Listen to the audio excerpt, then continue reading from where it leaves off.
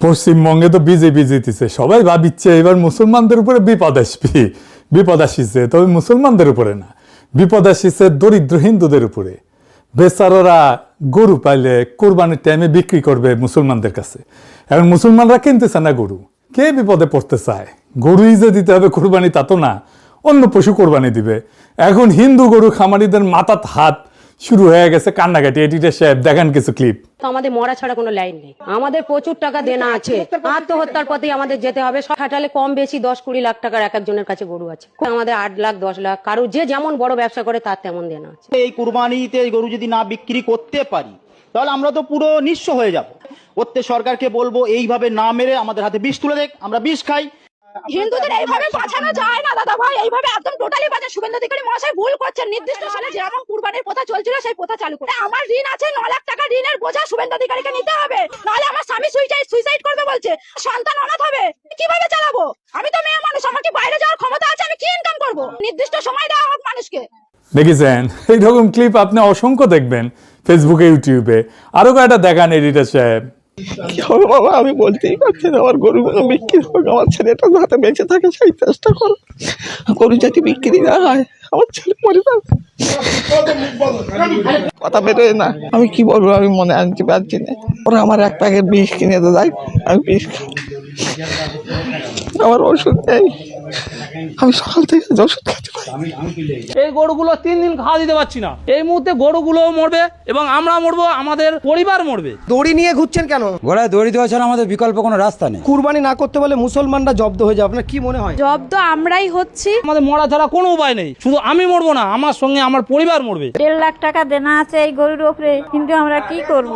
আমরা শিক্ষিত ছেলে, সরকার একটা চাকরি দিতে পারছে না, কিন্তু আমাদের পেটে লাথি মারছে সরকার। সরকার যদি না দেনার দায় নেয় তাহলে আমাদের গলায় দড়ি দিতে হবে, বিষ খেতে হবে বা আত্মহত্যা করতে হবে। যেরকম সারদায় হয়েছে, কত লোক মারা গিয়েছে, তাহলে এও তো সেরকম পরিস্থিতি পড়ে গেছে। গরু বিক্রি না হলে আমাদের না খেয়ে মরতে হবে। আমরা কি করবো? নবান্ন নিয়ে যেতে হবে, তাহলে সেখানে গিয়ে সামনেই বেঁধে দেবো আমরা। তো হিন্দু লোক আমরা তো সরকারি আমরা খুবই খুশি, খুবই আনন্দিত, কিন্তু হঠাৎ আমাদের পেটে লাথি বললে আমরা কোথায় যাব? গরু যদি আমরা ছেড়ে দিই সেটাও তো একটা লোকের ক্ষতি করবে, সে তো আমার সে দায়ী করবে। আজ যদি আমি একটা গরু ছেড়ে দিই আমার টাকা চলে যাবে, আমার জীবন চলে যাবে, কিন্তু ওই যদি গরুটা গিয়ে যদি 10টা লোকের ক্ষতি করে তার দায় কে নেবে? সরকার দায়িত্ব নিয়ে বলুক, গরু বাছুরগুলো আমরা নিয়ে নেবো, ন্যায্য মূল্যে নিয়ে নেবো, আমরা মুসলিমদের কাছে বেচবো না, তারা নিয়ে তারা কি করবে তারা বুঝুক। ব্যবসা না করতে দিলে তো আমরা মরে যাবো, তাহলে আমরা কি খাবো সারা বছর? যে যার মরতে হবে, এছাড়াও পথ নেই। আমাদের নিজেদের খাওয়া হবে না, গরুগুলোর কোত্থেকে বসিয়ে খাওয়া দেবো, গরুটা কি করে রাখবো? তা আমরা তো মারা পড়ে যাবো। আমি গরিব মানুষ, আমার সময়তে একটা বেচতে হবে, সেটাকে হাক পাবো না, কেউ আসবে না সেখানে। সেখানে যদি না পাই আমি আর কি করবো, কোথায় যাবো? আমি তো বিয়ে দিতে গেলে আমার তো সময় একটা লাগবে, এখানে পয়সার দরকার, অসুখ বিসুখ হলে সেখানে একটা বাথরুম বেচতে হবে, একটা পাবো না। আমি এটা যদি না পাই তাহলে আমি কি করি? আমরা এখন হতভাগা, সরকারের আইনে আমাদের এই সংসার চলবে না। দেখেছেন এরা কিন্তু বিজেপিকে ভোট দিছে, নিজেরাই করছে বিজেপিকে ভোট দিছি। আমরা ভোট দিয়ে এনেছি সরকারকে এবং আশা ছিল ভুল, সেটা তো সরকার যা সিদ্ধান্ত নিয়েছে আমাদের তো মানে রাস্তায় বসে দিয়েছে, আমাদের কথা না ভেবেই এমন সিদ্ধান্ত নিয়েছে। যদি অন্তত একটা বছরের জন্য যদি ছাড় দিয়ে যদি কোনো আইনের মাধ্যমে আসতো যে পরের বছর আমরা নামতাম না, কিন্তু আমাদের ঠিক মানে বেচা কেনার সময়টাই বন্ধ হয়ে গিয়েছে। ভোট দিয়া নিজেরাই ধরা। দেখেছেন, ধরেন এখন কেউ কইলো যে আমি এটা খামু না, খাওয়া দাওয়া তো রুচির ব্যাপার, ছোটবেলা থেকে গরু না খাইয়ে থাকলে তো হুট করে কেউ খাইতে পারবে না, কিন্তু আমি কাউরে খাইতে দেব না এটা কি বলতে পারি? আর একজন খাইতেছে, তুমি তো খাইতেছো না। বিজেপি কি সারা দুনিয়া গরু খাওয়া বন্ধ করতে পারবে? বন্ধ করবে কি? সে তো সারা দুনিয়া এক্সপোর্ট করে, 3rd হইছে ওই এক্সপোর্টে সারা দুনিয়া। মামা আমি 3rd হইছি, কিন্তু নিজের দেশে মুসলমানদের খাইতে দেবে না। কেমন যাওয়া দেখেন, কেমন বন্যামি।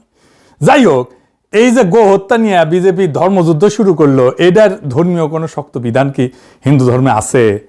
গরু হত্যা বা গো হত্যা কি হিন্দু ধর্মে অপরাধ? আসেন এটা একটু বুঝে দেখি। হিন্দুদের ধর্মগ্রন্থ কিন্তু 2টা, পবিত্র ধর্মগ্রন্থ 2টা, বেদ আর উপনিষদ, কোরআন আর হাদিসের মতো আর কি। বেদে গরুকে বলা হয়েছে অজ্ঞা, মানে যাকে হত্যা করা উচিত না। কিন্তু আপনি যদি বেদ আরো গভীরভাবে পাঠ করেন, বিশেষভাবে ঋগ্বেদ আর সংস্কৃত যদি জানেন ভালোভাবে, তাহলে দেখবেন কেস করে খারাপ। দেখবেন এই বিজেপির মূর্খতা কিছুই বুঝে নাই। আসলে হিন্দু ধর্মে গোহত্যা নিয়ে কি বলা আছে আমরা গভীরে যায় দেখবো, মজা আছে কলে। এই বিষয়টা আলাপ করার আগে একটা ইতিহাস আমাদের জানতে হবে, না হলে বিষয়টা বোঝা যাবে না গভীরে যায়। গল্পের মতো কইরা বলবো, বোরিং লাগবে না, অনেক নতুন জিনিস শিখতে পারবেন। আমাদের অঞ্চলে সবচেয়ে প্রাচীন সভ্যতা ছিল সিন্ধু সভ্যতা। পাকিস্তানের সিন্ধু উপত্যকায় এই সভ্যতার জন্ম। হিন্দু নামটা কিন্তু আসছে এই সিন্ধু থেকেই, মানে ইরানিরা সিন্ধুকে হিন্দু বলতো, ইরানিরাই নাম দিছে হিন্দু। পারস্যরা, সংস্কৃতে অনেক শব্দ যা দন্তস্ব দিয়ে শুরু, তাদের উচ্চারণ হ হইতো আর কি পার্সিয়ানে। যেমন সপ্তাহ, এটা আসছে সংস্কৃত থেকে, সপ্ত অহ বা 7 দিন, অহ মানে দিন, অহর্নিশ শুনছেন না, এটা সংস্কৃত মানে দিন রাত্রি। পার্সিয়ান ভাষায় সপ্তাহ হইতেছে হপ্তা, আমরা হপ্তাহ ইউজ করি, কিন্তু হিন্দুরা অসুর বলে না, অসুর ওই যে দুর্গা, মা দুর্গার সাথে থাকে অসুর, সেটা পারস্যে বলে আহুর। আহুর মাজদা পার্সিয়ানদের দেবতা ছিল, প্রাচীন পার্সিয়ানদের। যাই হোক, এই সিন্ধু সভ্যতা সম্পদের প্রাচুর্যে ভরা ছিল। দারুণ নগর, পানি ব্যবস্থাপনা, সেচ, বাঁধ, ড্রেন, এইসব দিয়ে একদম আধুনিক নগরের প্রতিচ্ছবি ছিল। সিন্ধু উপত্যকায় ছিল 7টা নদী, আমাদের পূর্বপুরুষেরা বলতো সপ্ত সিন্ধু। সপ্ত সিন্ধুর অঞ্চল ছিল কাশ্মীর, পাঞ্জাব, সিন্ধু, আফগানিস্তানের কিছু এলাকা। এই সপ্ত সিন্ধুর নাম ছিল সিন্ধু, বিতস্তা, সেনাব, রাবি, বিয়াস, সতলেজ আর সরস্বতী। হইল 7টা। আচ্ছা, এই নদীগুলো এতই বেগবতী ছিল যে প্রাচীন মানুষের কাছে ছিল সাগরের মতো। আমরা এই 7 সাগরের ওপারে জগৎকে আলাদা জগৎ বলে মনে করতাম। একটা গান আছে না, শুনেছেন না, ওই যে আমি 7 সাগরের ওপার হতে তোমায় দেখেছি, আর মন ভ্রমর আর কাজল পাখায় ছবি এঁকেছি।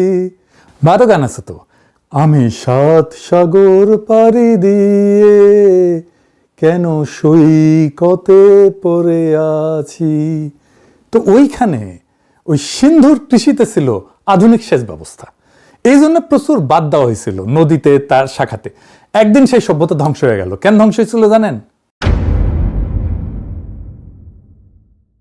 বাঁধের পর বাদ দিয়া নদীগুলোর গতিপথ পরিবর্তন করার ফলে পরিবেশের বিপর্যয় হয়েছিল।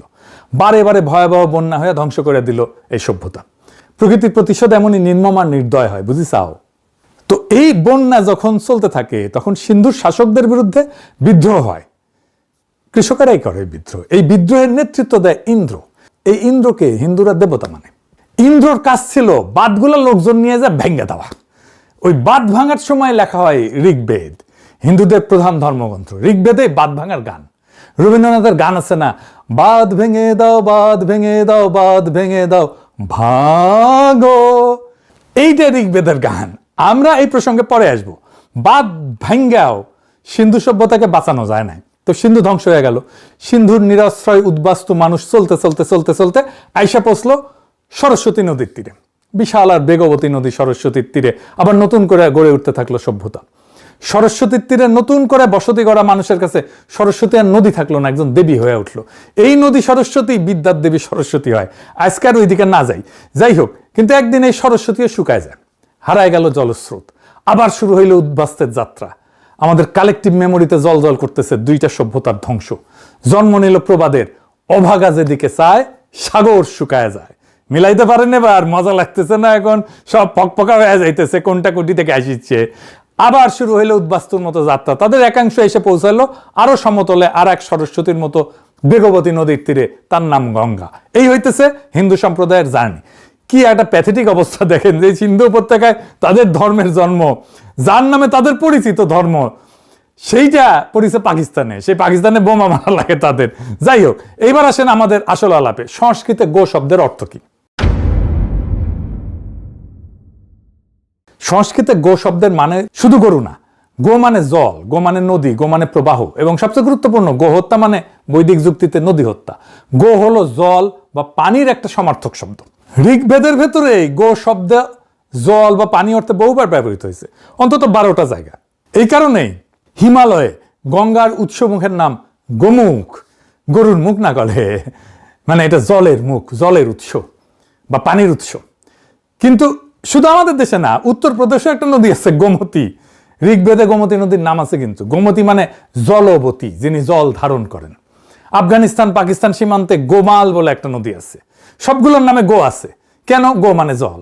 দক্ষিণ ভারতের বৃহত্তম নদী গোদাবরী। গোদাবরী মানে জল দানকারিণী। গোদাবরীর শাখা আবার গৌতমী, আবার গ। আবার দেখেন বৃষ মানে কিন্তু সার, আবার একই শব্দ থেকে বৃষ্টি মানে যা ঝইরা পড়ে, বর্ষা, বর্ষণ এগুলো আসছে বৃষ ধাতু থেকে। বৃষ ধাতু মানে সিঞ্চন করা, ঝরা। এইটা আবার পরে আসবো। এইবার ঋগ্বেদের সাথে মিলাই দেখি। ঋগ্বেদের সবচেয়ে বেশি বারবার ফিরে আসা গল্প হইতেছে বৃত্তবধ গল্প। বৃত্ত হইলে এক বিশাল সাপ, সে পর্বতে শুতে থাকে, সে 7 নদী আবদ্ধ করে রাখিছে, আবার সেই 7 সমুদ্র। সেই বৃত্তের জন্য 7 নদীতে জল নাই, পানি আসে না, প্রবাহ নাই, জীবন নাই। ইন্দ্র সমরস পান করে, বুঝিস মালকে ওই বৃত্তকে বধ করে বজ্র দিয়া এবং 7 নদী মুক্ত করে। ঋগ্বেদে বলা হয়েছে একটা শ্লোকে, খেয়াল করেন, আমি বাংলায় বলতেছি, মজা আছে এই শ্লোকটার মধ্যে, মজা আছে। মুক্ত হওয়া জলরাশি হাম্বা রবরত দুধেল গাভীর মতো সমুদ্রের দিকে ছুটল। জল আর গাভী একই উপমা। আর এটা দেখেন ঋগ্বেদে, যিনি ওহিকে বধ করে 7 সিন্ধু 7 নদীকে প্রবাহিত করেছেন, যিনি বলের কারাগার থেকে গোসমূহকে মুক্ত করেছেন, তিনি ইন্দ্র। লক্ষ্য করেন একই বাক্যে একই কর্তা, ইন্দ্র, একই সময়ে 7 নদী মুক্ত করা, গো মুক্ত করা। বৈদিক কবির কাছে 2টা আলাদা কাজ না, একই কাজের 2টা নাম। এবার ভাষাতাত্ত্বিক প্রমাণে আসি। বৃত্ত শব্দটা আসছে ব্রি ধাতু থেকে, মানে আবরণ করা, বাদ দেওয়া, ঢেকে রাখা। বৃত্ত মানে আক্ষরিকভাবে যে বাদ দেয়। ইন্দ্রের উপাধি বৃত্ত হন, মানে বাদ বিনাশকারী। বাদ ভেঙে দাও, বাদ ভেঙে দাও, বাদ ভেঙে দাও, ভাঙো। রবীন্দ্রনাথ কেন বাদ ভাঙবার চায় বুঝিছাও। ইন্দ্রের আরেক উপাধি হইতেছে গোত্রভিত, গোত্র ধ্বংসকারী। গোত্র মানে কিন্তু গোত্র না, মানে ট্রাইব না, মানে গোশালা, গোকে যারা বদ্ধ করে রাখে। গোত্রভিত মানে গো বন্ধন ভেদকারী, ধ্বংসকারী। ইন্দ্র বাদ ভাঙে, ইন্দ্র গো বন্ধন ভাঙে, 2টা একই কাজ। এবার পুরোটা যদি একসাথে দেখেন, মানে ঋগ্বেদের নায়ক হইতেছে ইন্দ্র। তার পরিচয় কি? তিনি বাদ ধ্বংসকারী, বাদ ভেদকারী। তিনি প্রবাহের মুক্তিদাতা। তার হাতে বজ্র, এবং সে বজ্র দিয়ে তিনি যা করেন তা হইল বদ্ধ জলকে, বদ্ধ পানিকে, বদ্ধ গোকে মুক্ত করেন। ইন্দ্র মানে আক্ষরিক অর্থে যিনি আবরণ ভেঙে প্রবাহ ফিরে আনেন। তার বিপরীতে দাঁড়ায় আছে তার শত্রু বৃত্ত। সে কি করে? সে বাদ দেয়। বৃত্ত নদী আটকে রাখে পর্বতে, প্রবাহকে বন্ধ করে। যা স্বাভাবিকভাবে চলমান তাকে স্থির করে দেয়। সে বৈদিক ধর্মের শত্রু। 2 পক্ষের মাঝখানে আছে গো। ইন্দ্র আর বৃত্ত, মাঝখানে গো। গো শুধু একটা প্রাণী না, গো হইল সেই সব কিছু যা প্রবাহিত। পানি প্রবাহিত, জল প্রবাহিত, তাই জল গো। নদী প্রবাহিত, তাই নদী গো। দুধ প্রবাহিত, তাই দুধ গো। অমৃত প্রবাহিত, তাই অমৃত গো। বাণী প্রবাহিত, তাই বাণীও গো। আলো প্রবাহিত, তাই কিরণও গো। বৈদিক চিন্তায় গো কোনো বস্তুর নাম না, গো হলো প্রবাহ, শক্তির সাধারণ নাম। এবার বৈদিক নাটকের মূল দ্বন্দ্বটা পরিষ্কার হয়েছে। একদিকে বৃত্ত গোকে বন্দী করে, অর্থাৎ প্রবাহকে বন্ধ করে। অন্যদিকে ইন্দ্র বৃত্তকে বধ কইরা গোকে মুক্ত করে, অর্থাৎ প্রবাহকে ফিরে আনে। গো মুক্তি মানে বাদ ধ্বংস করা, বাদ ভেদ করা। গো মুক্তি মানে নদীর মুক্তি। গো মুক্তি মানে জীবনের পুনরুদ্ধার। এর উল্টা দিকটাও ঠিক তেমনি স্পষ্ট। গোবন্ধন মানে বাদ নির্মাণ। গোবন্ধন মানে নদী হত্যা। গোবন্ধন মানে বৃত্তের কাজ, প্রবাহকে স্থির করে দেওয়া, জীবনকে শুকায় ফেলা। অর্থাৎ ঋগ্বেদের গোটা নৈতিক কাঠামোর ভালো এবং মন্দর এই বিভাজন যেটা, এটা হইতেছে যিনি প্রবাহ ছাড়েন তিনি ভালো, তিনি ইন্দ্র, তিনি দেবতা। যে প্রবাহ আটকায় সে খারাপ, সে বৃত্ত, তারে ধ্বংস করতে হবে। যিনি গো মুক্ত করেন তিনি নায়ক, আর যিনি গো বন্দি করে সে ভিলেন। এই কাঠামোর বাইরে বৈদিক ধর্মে আর কোনো কেন্দ্রীয় দ্বন্দ্ব নাই। মোদি যদি হিন্দুই হইতো তাহলে তোর তো ফারাক্কাবাদ ভেঙে দেওয়া উচিত। তার ধর্মে তো নিষেধ আছে। তুই তাহলে কিসের হিন্দু হইছু? ক্ষুদ্রকালে সংস্কৃত পড়েছিলাম, নতুন ভাষা, কাব্যিক ভাষা, আগ্রহণীয়া পড়েছিলাম। মূর্খ সদাদের সংস্কৃত শিখায় একটু, আপনাদেরও মজা লাগবে। সংস্কৃত ভাষার গঠনটা একটু অদ্ভুত। বাংলা বা ইংরেজিতে আমরা সাধারণত বস্তুর নাম দিয়ে শব্দ বানাই, গরু, গাছ, পানি, ঘর। কিন্তু সংস্কৃত শব্দ শুরু হয় কোনো কাজ বা গতি থেকে, ধাতু থেকে। প্রথমে একটা ক্রিয়া, প্রবাহিত হওয়া, ঝরা, সিঞ্চন করা। তারপরে সেই ক্রিয়ার চারপাশে গড়ে ওঠে অনেকগুলো শব্দ। একটা উদাহরণ দিই, ধরেন সংস্কৃতে একটা মূল ক্রিয়া আছে শ্রী, মানে প্রবাহিত হওয়া। এই একটা ক্রিয়া থেকে অনেকগুলো শব্দ বাড়াইছে। সর মানে জলাশয়, সরস্বতী মানে নদী, পরে বাণীর দেবী। সরিত মানে স্রোত, সর্পী মানে এটা গলিত ঘি যা প্রবাহিত হয়। দেখেন জলাশয়, নদী, ঘি, এমনকি দেবী, সবকিছু একই পরিবারের, একই ধাতু পরিবারের। কারণ সবার ভেতরে আছে সে একই জিনিস, প্রবাহ। আর একটা ক্রিয়া আছে দুহ, মানে দহন করা, অর্থাৎ চেপে চেপে কিছু বের করা। এই থেকে আসছে দুহিতা, কন্যা যিনি গৃহে দুধ দহন করেন, পরিবারের প্রাণের প্রবাহ আনে। দুগ্ধ আসছে দু থেকে, মানে যা দহনে বের হয়। দঘ্রি মানে দহনযোগ্য গাভী। আবার সে একই প্রবাহের ছবি, গাভী থেকে দুধ, কন্যা থেকে বংশ। ক্রিয়া বৃষ মানে সিঞ্চন করা, ঝরানো। আই থেকে আসছে বৃষ, সার। গাভীতে প্রাণ সিঞ্চন করে, বর্ষা বর্ষণ আকাশ থেকে ঝরে। সার আর বৃষ্টি একই পরিবারের, কারণ দুজনেই সিঞ্চন করে। আর একটা ক্রিয়া খড়, এই থেকে ক্ষীর, দুধ যা খরিত হয়। খড় মানে ক্ষরণশীল, নশ্বর, যাতে খড় যেটা চুয়ায় চুয়ায় চুয়ায় চুয়ায় পড়ে। অক্ষর, অক্ষর যা খরিত হয় না, অবিনশ্বর, তাই শব্দ বর্ণমালা অক্ষর। দুধ ঝরে, জীবন ঝরে, কিন্তু পবিত্র শব্দ ঝরে না। তিনটা শব্দ একই পরিবারের। এখন দেখেন কি হচ্ছে, দুধেল গাভী, প্রবাহিত নদী, ঝরা বৃষ্টি আমাদের কাছে তিনটা আলাদা জিনিস। গরু একটা প্রাণী, নদী একটা ভৌগোলিক বস্তু, বৃষ্টি একটা আবহাওয়া। কিন্তু বৈদিক ভাষায় তিনজনে একই ক্রিয়া পরিবারের সদস্য, বস্তু আলাদা কিন্তু সবার ভিতরে একই জিনিস, কিছু একটা চুয়ায় পড়তেছে, প্রবাহিত হইতেছে। এই কারণেই গো শব্দটার সঙ্গে গাভী, পানি, দুধ, কিরণ, বাণী সব যাইতে পারে। সংস্কৃত শব্দ মানে বস্তু না, শব্দ মানে গতি, শব্দ মানে একটা ধাতু, একটা ক্রিয়া। যেখানেই প্রবাহ সেখানেই গো। বৈদিক ঋষিরা দুনিয়াকে দেখছেন প্রবাহের চোখ দিয়ে। তারা ভাবেননি যে এটা একটা গরু, ওটা একটা নদী, এটা একটা ফোঁটা বৃষ্টি। তারা ভাবছেন সবার ভিতরে একই জিনিস চলতেছে, জীবন চলতেছে, প্রবাহ চলতেছে। তাই প্রবাহের নাম গো। গো যার অর্থ অসংখ্য, তাকে শুধু একটা প্রাণীতে সংকুচিত করা মানে গোটা বৈদিক দর্শনের, বিশ্ব দর্শনকে খারিজ করে দেওয়া। সাওয়ে আলা মূর্খ সদা মোদির কাছে এর চাইতে বেশি কিছু আশা করা তো যায় না। ধর্মকর্ম করা তো ভালো কাজ, কিন্তু সে তো ধর্মকর্ম করতে আসে নাই, সে আসছে মুসলমানদের ইন্ডিয়া থেকে খেদাইতে। এইটা সবসময় দুই ধারি করাতের মতো, একদিকে কাটে না, শুধু দুই দিকেই কাটে। বাংলাদেশে একটা কথা আছে না, হুই না মুসলমান, এরা হইতেছে হুই না হিন্দু। তো তোমাদের এখন কোন কোন জায়গায় ব্যথা গো? বান্ধবী ললিতা, মোদিরে তো ভোট দিছ, বিজেপিরে ভোট দিছ, আর মারা খাও। বুঝলে তো, যে ইন্দ্রের গান গাইয়া ঋগ্বেদের শুরু, সেই ইন্দ্র যাদেরকে বধ করতে আসছিল তারাই আজকে মন্দিরে বসে গদা ঘুরাইতেছে, ক্ষমতায় বসে গদা ঘুরাইতেছে। আর সেই বৃত্তকে ভোট দিয়া আজকে পশ্চিমবঙ্গের দরিদ্র খামারিরা চোখের পানিতে গোয়াল ভাসাইতেছে। সে কান্দিতেছে, কিন্তু কাইন্দা লাভ নাই। সে নিজেই নিজের পায়ে কুড়াল মারিছে, বাইসানিছো নিজেরাই, এখন মারা খাও।